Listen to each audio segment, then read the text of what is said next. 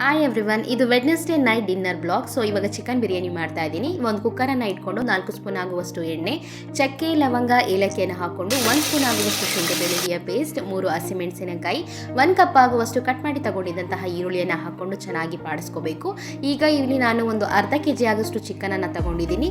So ಇದ್ರ ಜೊತೆಗೆ ಒಂದು 4 ಬ್ಯಾಡಗಿ ಮೆಣಸಿನಕಾಯಿನ ಬಿಸಿನೀರಲ್ಲಿ ನೆನೆಸಿ ಈ ರೀತಿಯಾಗಿ ರುಬ್ಕೊಂಡು 1 ಸ್ಪೂನ್ ಹಾಕೋತಾ ಇದ್ದೀನಿ. ಇದ್ರ ಜೊತೆಗೆ ಕಟ್ ಮಾಡಿ ತಗೊಂಡಿದ್ದಂತಹ ಪುದೀನ ಸೊಪ್ಪನ್ನು ಹಾಕೊಂಡ್ಬಿಟ್ಟು 1/4 ಸ್ಪೂನ್ ಆಗುವಷ್ಟು ಅರಿಶಿನ ಪೌಡರ್, 1/4 ಕಪ್ ಆಗುವಷ್ಟು ಮೊಸರನ್ನ ಹಾಕೊಂಡ್ಬಿಟ್ಟು ಈ ರೀತಿಯಾಗಿ ಮಿಕ್ಸ್ ಮಾಡಿಕೊಂಡು 1 ಕಪ್ ಆಗುವಷ್ಟು ಟೊಮ್ಯಾಟೊ, ಇದನ್ನು ಸಹ ಚೆನ್ನಾಗಿ ಮಿಕ್ಸ್ ಮಾಡ್ಕೋಬೇಕು.